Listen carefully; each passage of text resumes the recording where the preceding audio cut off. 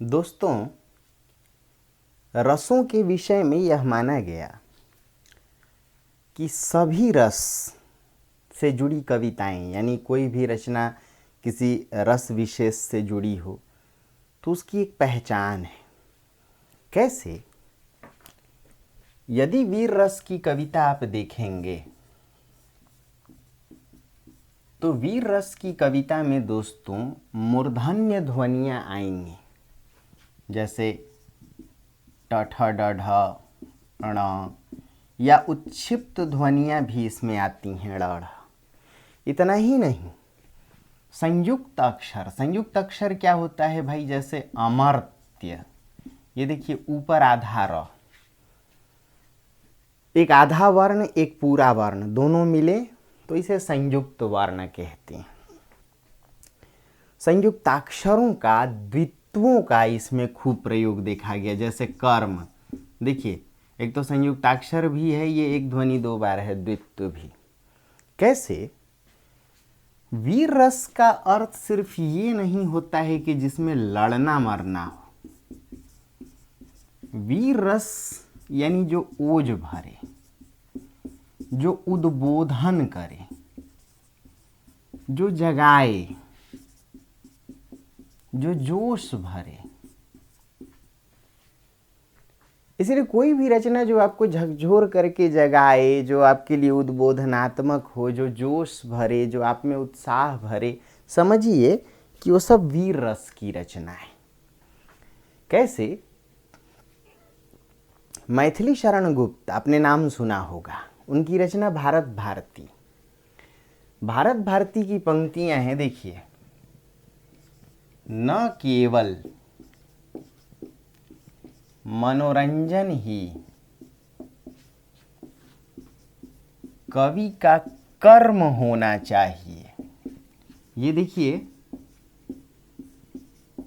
यहाँ द्वित्व भी आया, संयुक्त अक्षर भी आया, उसमें उचित उपदेश का भी मर्म होना चाहिए। ध्यान दीजिए, मर्म, ये देखिए द्वित्व भी संयुक्त अक्षर भी होना चाहिए। ऐसे ही दोस्तों,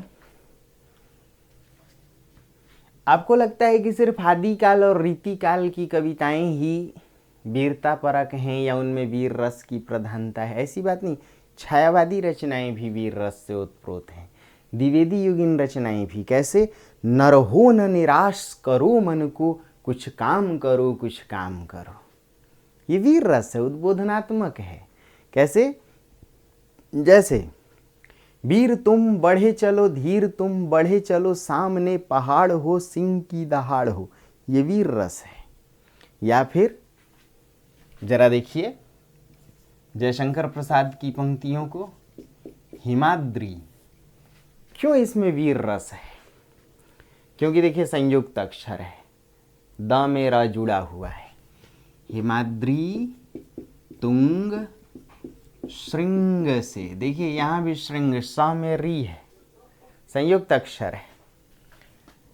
प्रबुद्ध, शुद्ध, भारती। देखिए स्वयं प्रभा, यहां भी देखिएगा तो दोस्तों संयुक्ताक्षर का प्रयोग है। समुज्ज्वला, देखिए द्वित्व का प्रयोग है, समुज्ज्वला, आधा ज फिर आधा ज, द्वित्व। स्वतंत्रता पुकारती,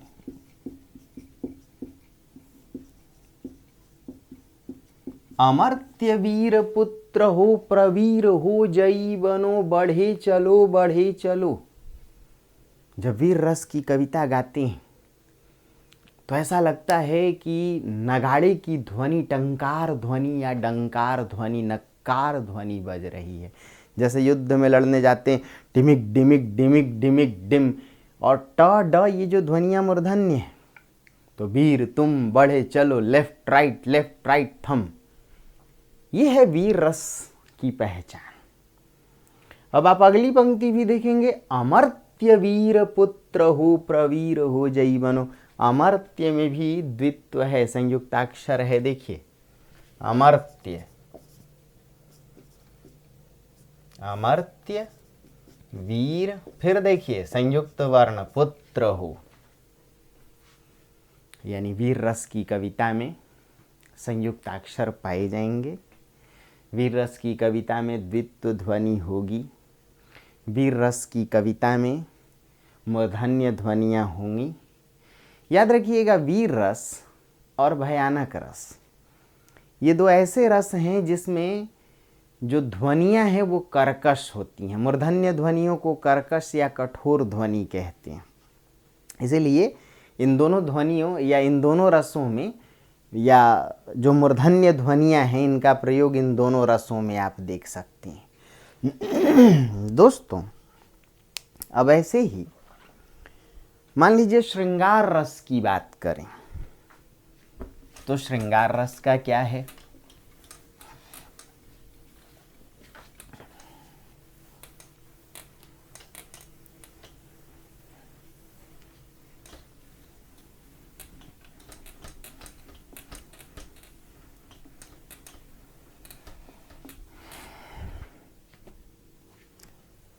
श्रृंगार रस की पंक्तियों को जब आप देखिएगा दोस्तों, तो वहां भी एक खास बात नजर आएगी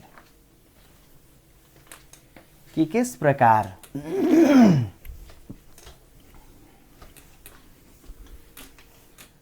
श्रृंगार रस की जो पंक्तियां हैं, श्रृंगार रस से जो जुड़ी शैली है वो पिंगल है। और पिंगल शैली में दोस्तों कर्कश या कठोर ध्वनियों का प्रयोग नहीं होता, बल्कि पिंगल शैली में यदि आप गौर करेंगे तो कोमल ध्वनियों का प्रयोग होता है, मधुर ध्वनियों का। इसीलिए श्रृंगार रस में तालव्य जैसी ध्वनियां अधिक आती हैं, क्योंकि तालव्य ध्वनियां मधुर होती हैं और श्रृंगार रस में इनका व्यापक प्रयोग होता है। अब जैसे आप देखेंगे, चारु चंद्र च छ ज ज, चारु चंद्र की चंचल किरणें खेल रही थीं थल जल में। या और भी आप कुछ कविताएं देखेंगे, जैसे श्रृंगार प्रधान सूरदास की रचनाओं को देखेंगे, बिहारी की रचनाओं को देखेंगे, तो वहाँ देखिएगा कि कोमल ध्वनियाँ हैं। जो सबसे बड़ी बात है कि श्रृंगार रस में ट ठ ड ढ अण जैसी ध्वनि यानी मूर्धन्य ध्वनि नहीं आती, संयुक्ताक्षर यहाँ नहीं आते। यह अंतर है, संयुक्ताक्षर नहीं आते। कैसे? देखिए बिहारी की कविता, कहत नटत रीझत खीझत मिलत खिलत लजियात, भरे भवन में करत हैं।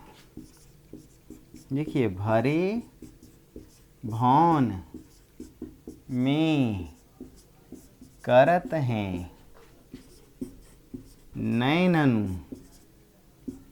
ही सो बात। क्या मजाल कि इस दोनों पंक्ति में आप कहीं से भी संयुक्त अक्षर खोज दें, संयुक्ताक्षर नहीं है। बिल्कुल ये ध्वनियाँ आप देखें सपाट चल रही हैं, इनमें कोमलता है। या तो ये अंतस्थ व्यंजन ध्वनियाँ हैं, या ये तालव्य व्यंजन ध्वनियाँ हैं, या आप इनको देखें तो ओष्ठ्य व्यंजन ध्वनि या दंत्य व्यंजन ध्वनि है, लेकिन मूर्धन्य नहीं है। सिर्फ एक ध्वनि नटत में ट ये आई है।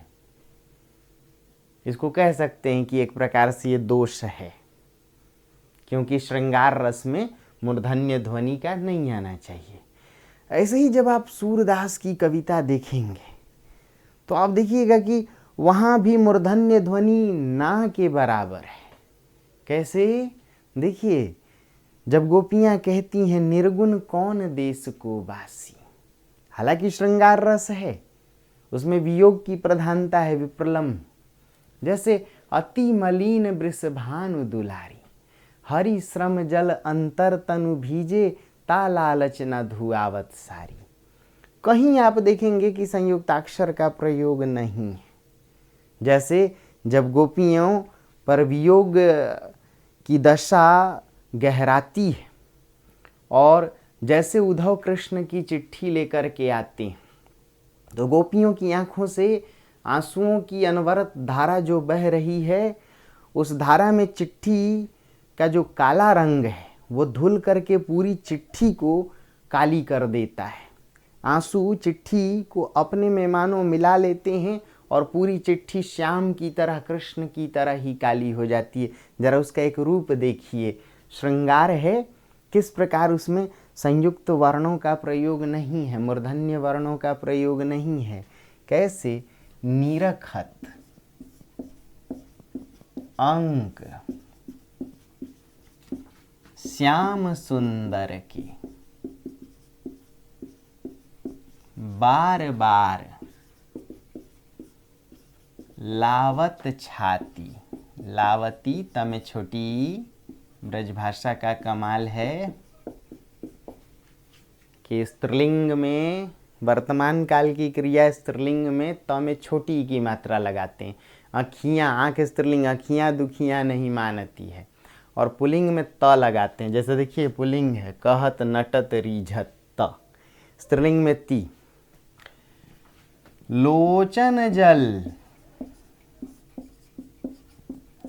कागद मसी मिलके,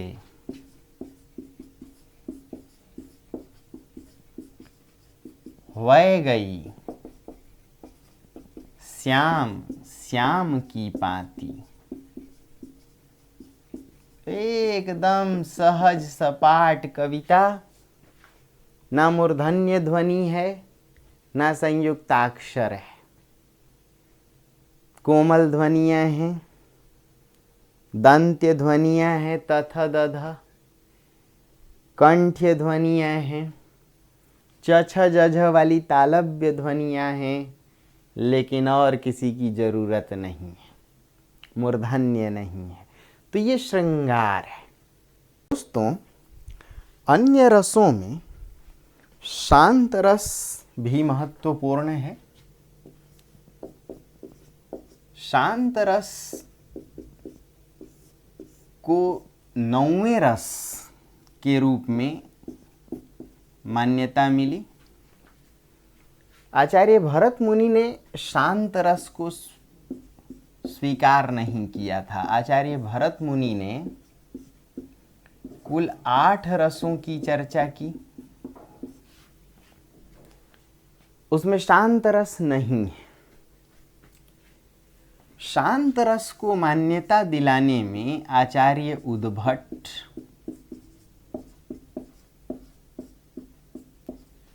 आचार्य मम्मट का योगदान रहा है। दोस्तों, शांत रस का जो वर्ण होता है वो कुंदेंदु होता है,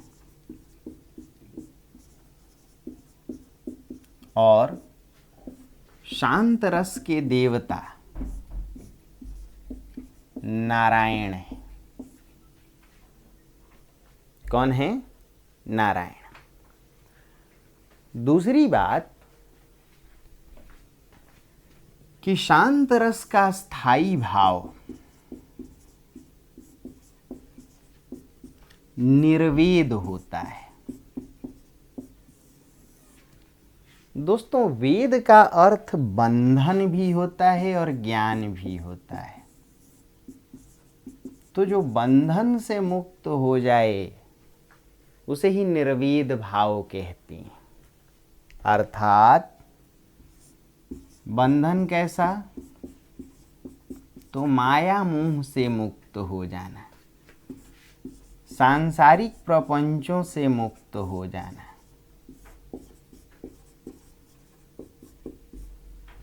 माया मोह और सांसारिक प्रपंच से मुक्त हो जाना ही निर्वेद है, और ये स्थायी भाव है शांत रस का।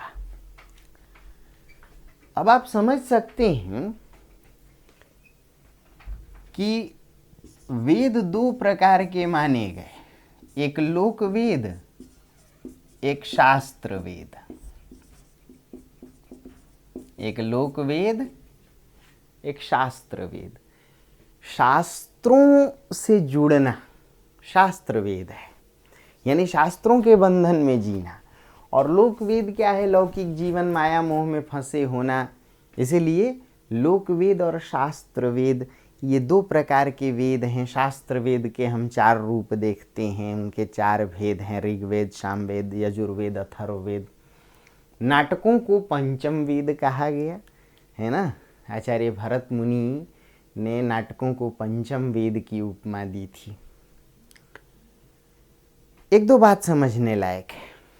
शांत जो शब्द है वह 2 चीज से मिलकर के बना है। शांत का अर्थ शमन करना, और इस शमन का अर्थ नाश करना या खत्म करना। तो किसका नाश करना दोस्तों? विषय वासनाओं का। किसका? विषय वासनाओं का।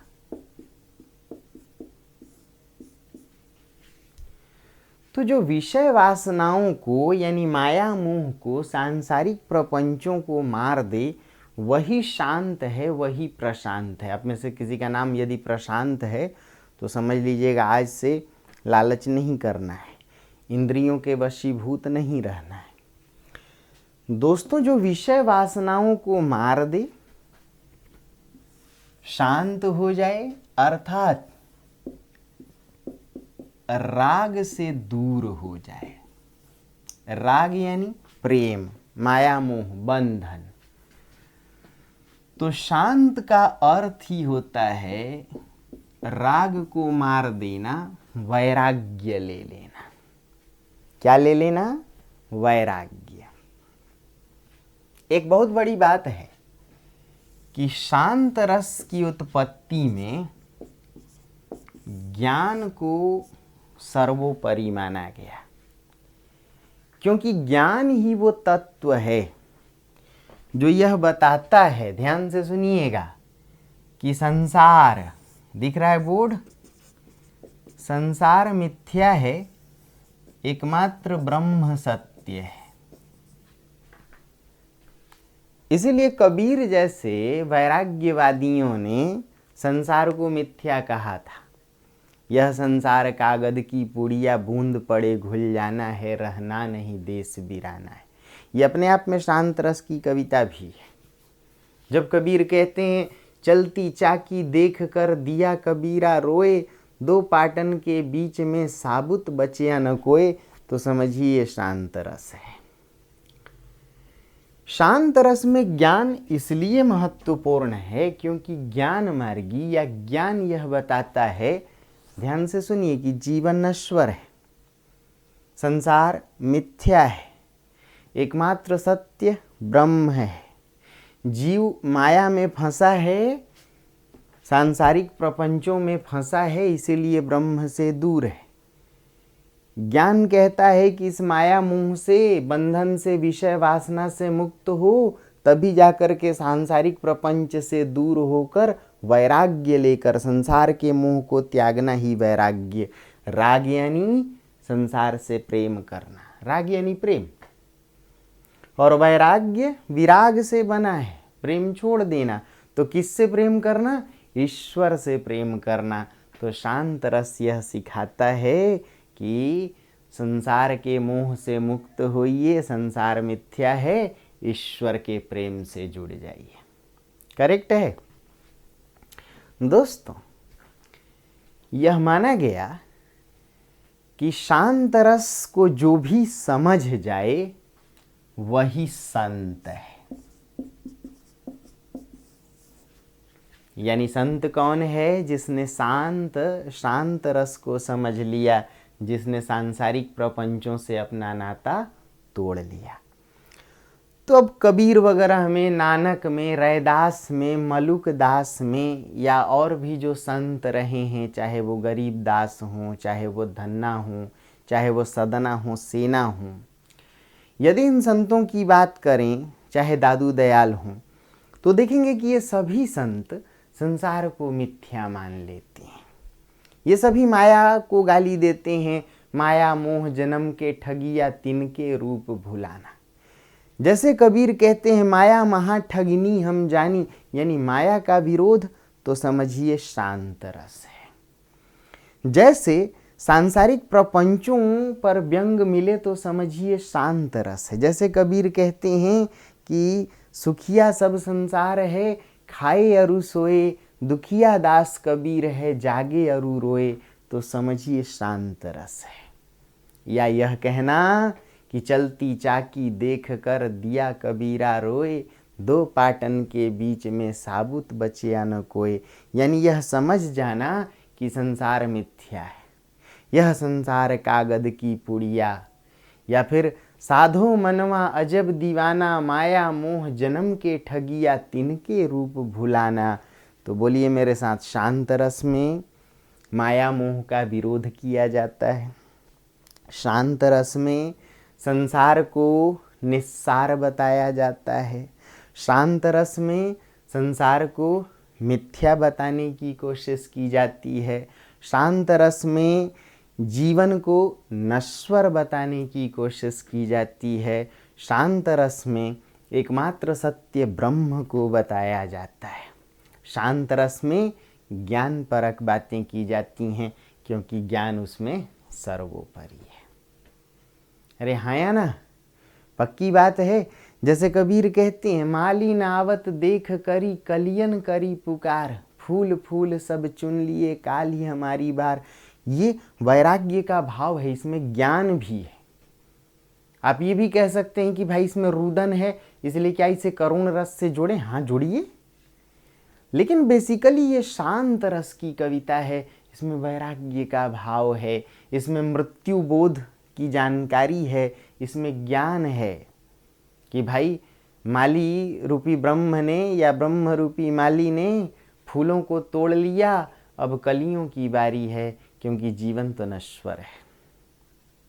करेक्ट है दोस्तों, यदि इसके आगे बढ़ें तो आइए भक्ति रस को देखें। ये भी महत्वपूर्ण है। तो आचार्य भरत मुनि ने कुल कितने रसों की चर्चा की थी? 8।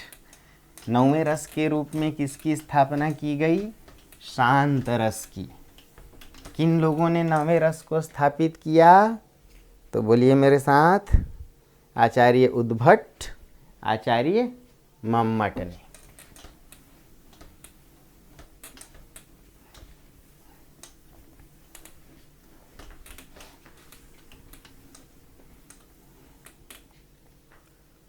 दोस्तों, भक्ति रस भी महत्वपूर्ण है, क्योंकि साहित्य में जो सबसे महत्वपूर्ण टॉपिक है वह भक्ति काल का ही है। और हिंदी साहित्य में भक्ति काल को ही स्वर्णिम काल की उपमा दी गई या स्वर्ण युग की। हालांकि देने वाले जॉर्ज ग्रियर्सन थे। अनाप शनाप उटपटांग उपमाएं देते हैं। भक्ति काल पर उन्होंने ईसाई का प्रभाव भी स्वीकार किया था। तुलसी पर कहा था बाइबिल का प्रभाव है। लेकिन फिर भी स्वर्णिम युग कहा गया। दोस्तों, ये जो भक्ति रस है,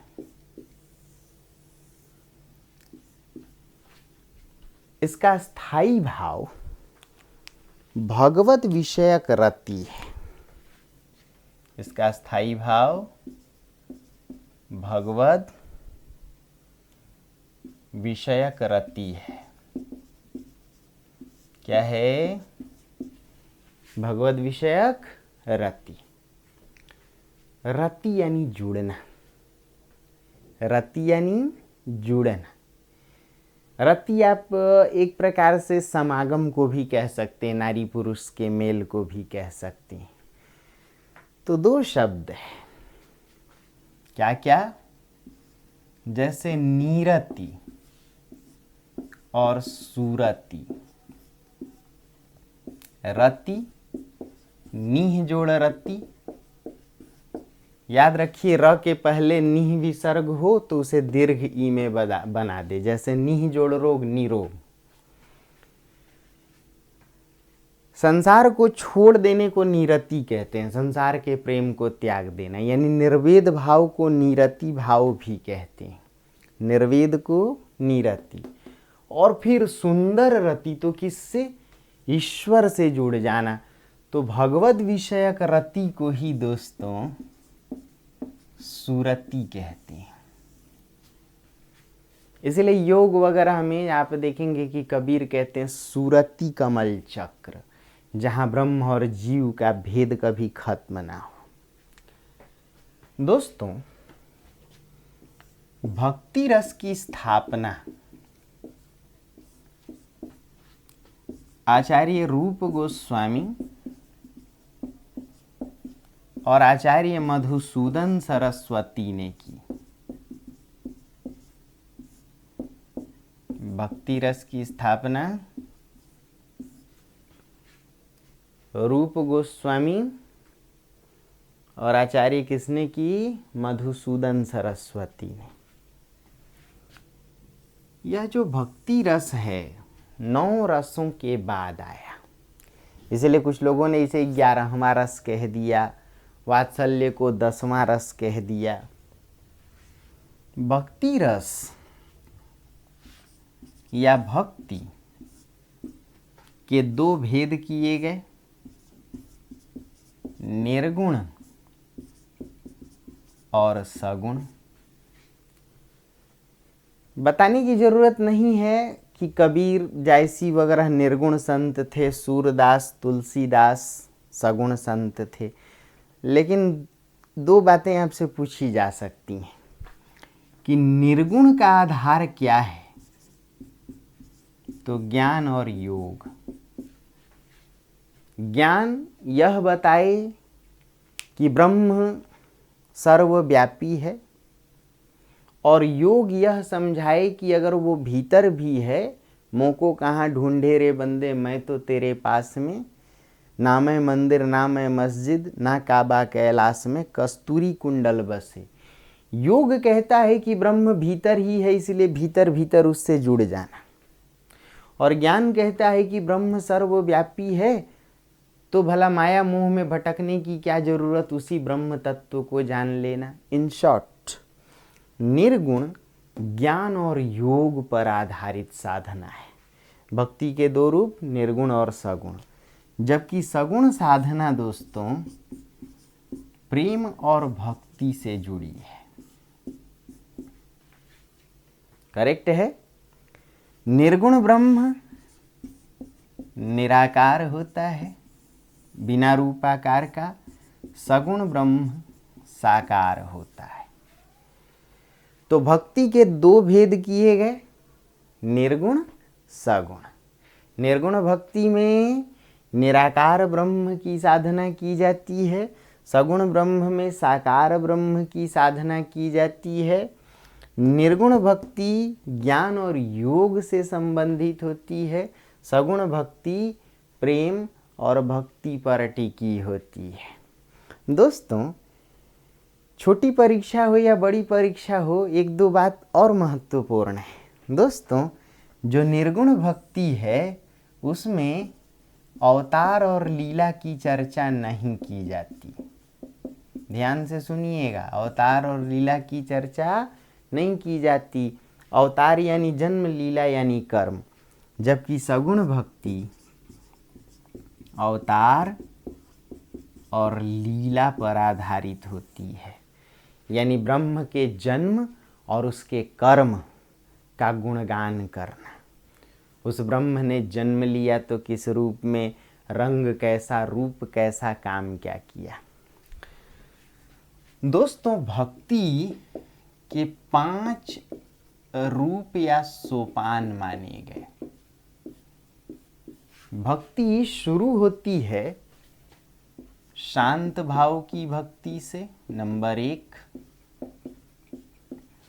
फिर आगे बढ़ती है दोस्तों,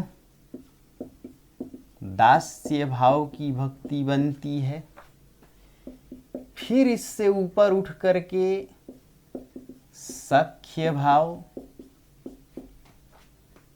फिर आगे बढ़ करके वात्सल्य भाव, और अंत में कांत भाव की भक्ति। यानी प्रश्न आ सकता है कि भक्ति के कौन कौन से रूप और कौन कौन से सोपान हैं। तो भक्ति याद रखिए 5 भावों से की जाती है। शांत भाव, जहाँ वैराग्य ले लेना, माया मोह को छोड़ करके सांसारिक प्रपंचों से मुक्ति पा करके, उसे शांत भाव की भक्ति कहते हैं, वैराग्य में जीना। दास्य भाव, अपने को दास मान लेना। जैसे तुलसी कहते हैं कि हों तो चाकर राम को, चाकर यानी नौकर, पढ़ो लिखो दरबार, लिखते भी रहिए, हों तो चाकर राम को, पढ़ो लिखो दरबार, अब का तुलसी होहिंगे नर के मनसबदार। या फिर तुलसी कहते हैं, राम सो बड़ो कौन, मोसो कौन छोटो। दास्य भाव में अपने को दास, अपने को बहुत छोटा माना जाता है। राम सो खरो कौन, मोसो कौन खोटो। या फिर दोस्तों, जब कबीर कहते हैं, कबीर कुत्ता राम का, मुतिया मेरा नाम, अरे मैं तो राम का कुत्ता हूं। कबीर कुत्ता राम का, मुतिया मेरा नाम, गले राम की जेवड़ी, जित खींचे उत जाऊं। तो उस भाव को दास्य भाव की भक्ति कहते हैं। सख्य भाव क्या है? जब ईश्वर से दोस्ती के साथ, जिस भक्ति में ईश्वर के साथ सखा भाव की प्रधानता हो, उसे दोस्त मान लेना। जैसे सुदामा की भक्ति। किसकी भक्ति? सुदामा की भक्ति, सख्य भाव की भक्ति। जैसे अर्जुन की भक्ति, सख्य भाव की भक्ति। दोस्तों, वात्सल्य, जहाँ ईश्वर को या तो संतान मान लिया जाए, या ईश्वर को जहाँ माता पिता मान लिया जाए। जहाँ भक्त खुद को या तो माता पिता मान ले, या ईश्वर को ही माता पिता मान ले। वो भजन आपको याद है, भगत के वश में है भगवान। वो एक बुढ़िया माता मथुरा से एक कांसे की मूर्ति खरीद के लाती है, लड्डू गोपाल की, और उन्हीं में प्राण प्रतिष्ठा मान लेती है। उन्हें ही नहलाना, बाल भोग कराना, राज भोग कराना। और जैसे मूर्ति गिर जाती है बहू के हाथ से, तो लगता है बुढ़िया मानो जान निकल गई हो, मूर्ति इस लल्ला को चोट लग गई हो। ये भाव, वात्सल्य भाव। नंद और यशोदा की भक्ति, वात्सल्य। और कांत क्या है? कांता कहते हैं पत्नी को, कांत कहते हैं पति को। जैसे उमाकांत, कौन? अरे शिव। जैसे रमाकांत, रमा कौन? लक्ष्मी। हाँ या ना? जैसे सीताकांत, है ना? जैसे श्रीकांत, श्री यानी लक्ष्मी। तो कांत पति को कहते हैं। कांत यानी ईश्वर को पति मान करके जो भक्ति की जाए। तो जैसे मीरा की भक्ति, जैसे गोपियों की भक्ति। कौन सी भक्ति है? कांत भाव की भक्ति। इसीलिए मीरा कहती हैं, मायरी मैं तो प्रेम दीवानी, है ना। तो भक्ति के 5 रूप माने गए, शांत भाव, दास्य भाव, सख्य भाव, वात्सल्य भाव, कांत भाव। दोस्तों, भक्ति सूत्रों में नवधा भक्ति की भी चर्चा की गई। किसकी चर्चा की गई? कि 9 प्रकार की भक्ति होती है। कैसे?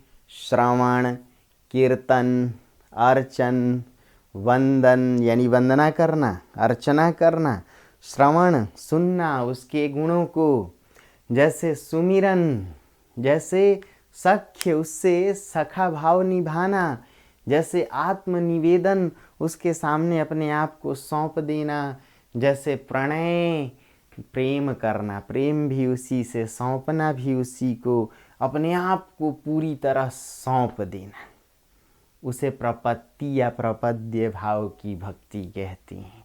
इसलिए माना गया कि जहाँ सब कुछ सौंप दिया जाए वह प्रपत्ति या प्रपद्य भाव की भक्ति है। दोस्तों, भक्ति में एक प्रश्न आता है जिसको याद रखिए कि मीरा की भक्ति तो कांत भाव की भक्ति थी, लेकिन एक प्रश्न आता है सूरदास की भक्ति कैसी थी। देखिए यहाँ लिख रहे हैं, सूरदास जी याद रखिए वल्लभाचार्य के पुष्टि मार्ग से जुड़े थे, इसीलिए सूरदास की भक्ति भी पुष्टि भक्ति है। कैसी भक्ति है? जहाँ जीव को कुछ भी न करना पड़े, ईश्वर की कृपा अपने आप प्राप्त हो। इसलिए वल्लभाचार्य कहते हैं, पुष्टि किम पोषणम, पोषणम किम भगवत कृपा तदनुग्रह। जहाँ ईश्वर की कृपा जीव को अपने आप हो, वही पुष्टि भक्ति है। कौन सी भक्ति है? चाहे सूरदास की कविता हो या भक्ति काल के जितने भी रचनाकार हों, सूरदास, मीराबाई, तुलसीदास, कबीरदास, जायसी, रसखान, इन सब की रचनाओं में भक्ति रस प्रबल है। रसखान लिखते हैं, कृष्ण के बाल रूप धूल धूसरित रूप की चर्चा में, धूरी भरे अति शोभित श्याम जू ऐसी बनी सिर सुंदर चोटी। और वहीं जब सूरदास माखन चोरी या दधी लीला या फिर मान लीला, दान लीला या रास लीला का वर्णन करते हैं, तो वह कृष्ण की बाल लीलाओं का चित्रण है। एक प्रश्न आ सकता है कि कृष्ण भक्त कवियों ने सबसे अधिक किस भाव का चित्रण किया? तो कृष्ण भक्त कवियों ने बाल लीला का सबसे अधिक चित्रण किया। किसका चित्रण किया? बाल लीला का। एक दूसरा प्रश्न आ सकता है कि भक्ति काल के कवियों ने या भक्ति परक कवियों ने क्या श्रृंगार की चर्चा की? तो हाँ की। उनका श्रृंगार कैसा है? तो वियोग मूलक है। कैसा श्रृंगार है? वियोग मूलक। बातें समझ में आ रही हैं? तो अब आइए अगले रस पर तुरंत आते हैं। हम लोग अद्भुत रस को देखते हैं। अद्भुत का क्या अर्थ होता है? आदमी को जो विस्मय में डाल दे। किस में डाल दे? विस्मय में। दोस्तों,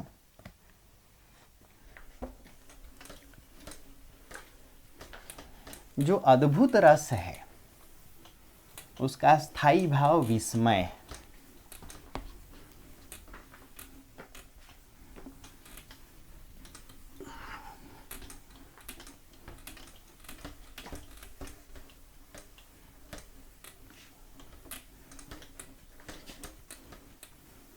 अद्भुत रस का स्थायी भाव क्या है? विस्मय।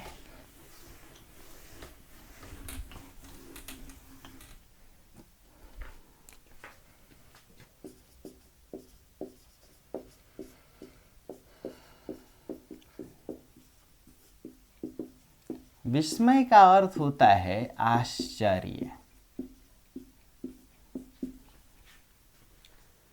दोस्तों, अद्भुत रस का विरोधी रस क्या होता है? अद्भुत रस का विरोधी रस रौद्र रस या भयानक रस होता है।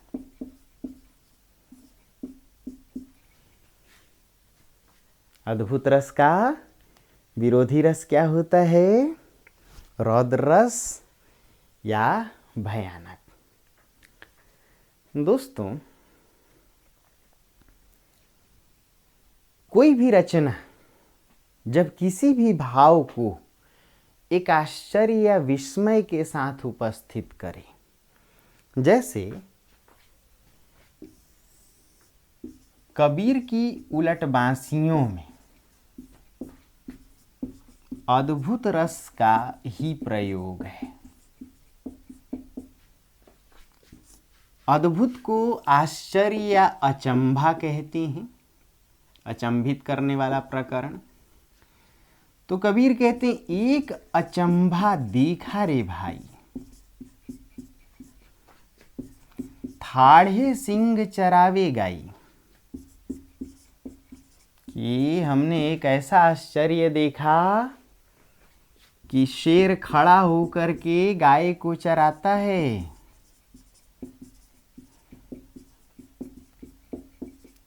पहिले पूत पाछे भई माई, पहले बेटा और बाद में माँ का जन्म हुआ। अब ये समझिए कैसा भाव है। चेला के गुर लागे पाई, यदि गुरुजी चेले का चरण स्पर्श करें तो इससे बड़ा और आश्चर्य कुछ हो सकता है। इसीलिए कबीर कहते हैं, संतों एक अचरज भौं भारी। ये अचरज ही आश्चर्य का तद्भव शब्द है, यानी अद्भुत को आश्चर्य या अचरज दोनों कहते हैं। संतों एक अचरज भौं भारी, पुत्र धरल महतारी। क्या पुत्र माँ को रखेल बना सकता है? नहीं ना। तो ये भी आश्चर्य है, ये भी आश्चर्य है। जब कबीर कहते हैं कि कबीर दास की उल्टी बानी, बरसे कंबल भीजे पानी। क्या ऐसा पॉसिबल है कि कंबल बरस रहा हो और पानी भीगने लग जाए? तो यहाँ भी अद्भुत रस है, आश्चर्य या विस्मय का भाव है। जहाँ विस्मय आता है, याद रखिए, वहाँ ना तो भय की जगह होती है, ना ही रौद्र क्रोध के लिए। व्यक्ति विस्मय में, आश्चर्य में सुध-बुध खो देता है। एक टक टक टकी लगाए, निर्निमेष पलक से सब कुछ देखता रहता है। तो ये है अद्भुत रस। आइए अब अगले और रसों को देखें।